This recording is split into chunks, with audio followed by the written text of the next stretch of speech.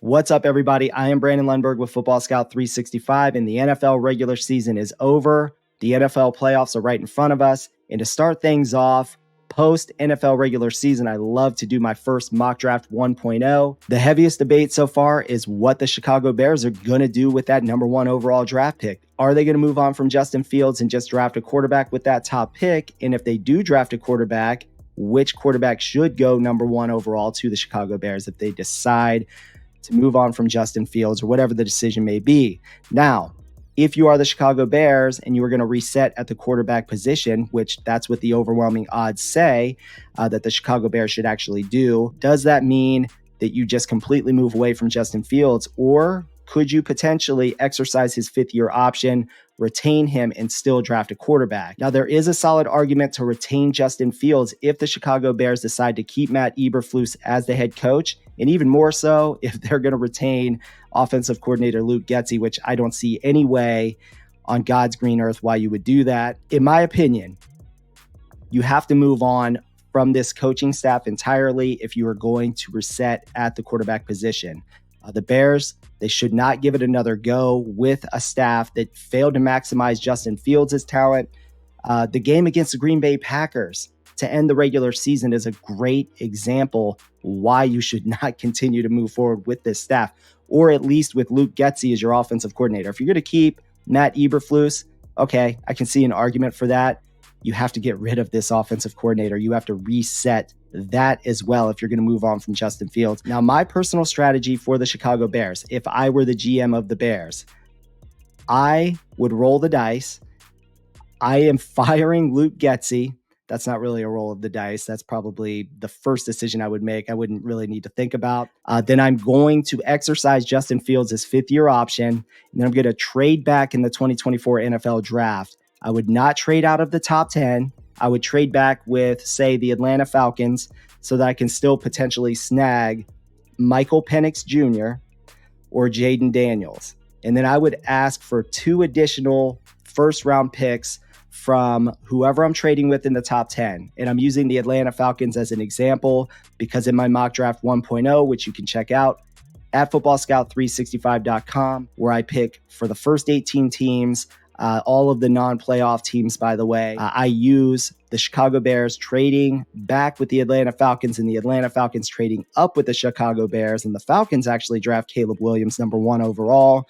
Chicago Bears end up drafting Jaden Daniels with the Atlanta Falcons pick in the top 10 there. When I made the pick for the Bears, my mindset with Jaden Daniels going there and retaining Justin Fields, also picking up that additional draft capital, opened the door for me to say, okay, could I potentially take Malik Nabers with my next first-round pick in the top 10? So you're pairing Jayden Daniels with Malik Nabers. Then you've got Jayden Daniels, who's just kind of sit behind Justin Fields for a little bit, allow Justin Fields to kind of do his thing to see, if whatever's going to happen in this offense is going to happen with him. If I'm changing offensive coordinators, I'll know before the trade deadline, and then I'll have enough time to potentially trade Justin Fields before the trade deadline during the 2024 NFL season, and then I can throw Jaden Daniels in there finally. And I'm hiring an offensive coordinator that understands that I'm building the offense around Justin Fields in a similar way that I would build it around Jaden Daniels. I do feel like the Falcons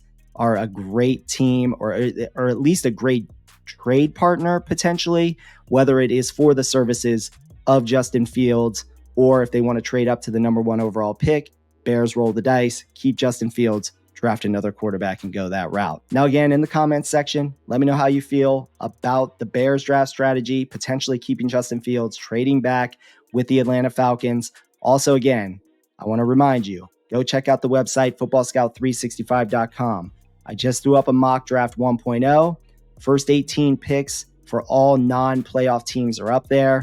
I've got some awesome ideologies here with who should pick who and why. I've got all the team needs listed for the top 18 teams there in the 2024 NFL Draft. I've got 3 quarterbacks going the first 3 picks. So with Atlanta trading up to take Caleb Williams, number 1 overall, I've got the Washington Commanders drafting Drake May, number 2 overall, and the New England Patriots, they take Michael Penix Jr.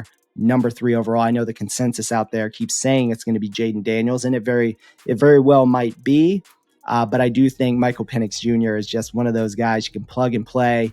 The accuracy, the ability that Michael Penix Jr. has to really throw guys open or put the ball where it needs to be accurately in an offense that lacks receivers that can separate. I think he'd be the perfect fit in New England right away as a rookie to give them their best opportunity, especially if they move away from Bill Belichick and they're going to have a whole new potential philosophy going on there. And depending on who they get as a new head coach, whether it's an offensive-minded guy, a defensive-minded guy, that could change the mindset of who they would pick number 3 overall.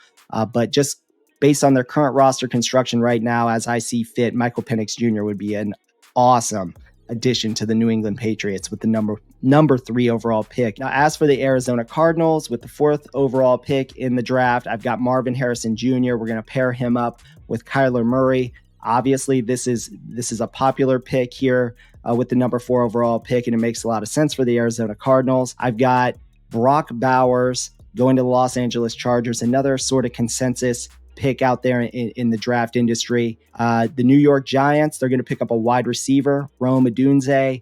Giants have not had a number 1 receiver in quite some time. I think Rome Odunze is that guy for them. This might be a little high to take Rome Odunze, and I know a lot of people are like, what are you doing, dude? Like, Malik Nabers makes the most sense, but I think Rome Odunze makes sense in this situation because you need the physical receiver who can not only separate as a route runner as needed, but the dude who can go up and make unbelievable contested catches. He's the best in college football at doing so. So I believe that Washington wide receiver Rome Odunze, at least in my opinion, is the better draft prospect for the New York Giants with the number 6 overall pick. Now for the Tennessee Titans, we're going to go left tackle Joe Alt. Joe Alt, athletic, technical player. Titans absolutely need to upgrade this offensive line. I think this is a start. This is a 10-plus year NFL player at the left tackle position. Tennessee Titans, they go this route, and they're going to kind of build this thing around Will Levis for year 2 to kind of see what they got with him. There's a lot of pieces that the Tennessee Titans are going to need. But I do believe this is probably their biggest need is help on the offensive line. Chicago Bears, as I mentioned, they end up with Jayden Daniels with the number 8 overall pick. Chicago Bears at pick number 9.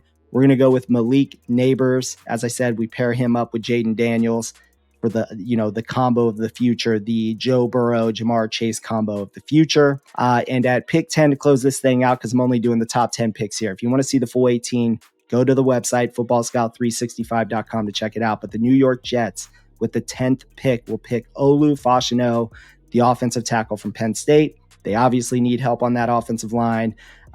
Aaron Rodgers, he's not going to stay upright for very long when he is back next year unless you fix the offensive line. All right, that's going to do it for Mock Draft 1.0. That's the first 10 picks of the mock draft and kind of how it's set up. I know I went a little long talking about the Chicago Bears, what they're going to do or what I would do with the first pick. I think the Chicago Bears could really shake up the top 10 of this draft. If they decide to trade out of that number 1 overall spot, it's going to change a lot of mindsets in the top 10 and how people are going to approach things, I believe. But again, I want to say thank you for watching. We're going to do more of these. I'll hop on here and do a lot more of these. I plan to do some more player rankings and all that stuff leading up to the 2024 NFL draft. So stay tuned for a ton of additional content. Obviously, don't forget to check out our website, footballscout365.com. There's written content pertaining to the 2024 NFL draft. And also, I've got 100 players already graded, already ranked on the Football Scout 365 draft board right now for you to go check out. It's all free. So again, I want to say thank you for watching. Please like, please subscribe, and stay tuned for more great NFL draft content.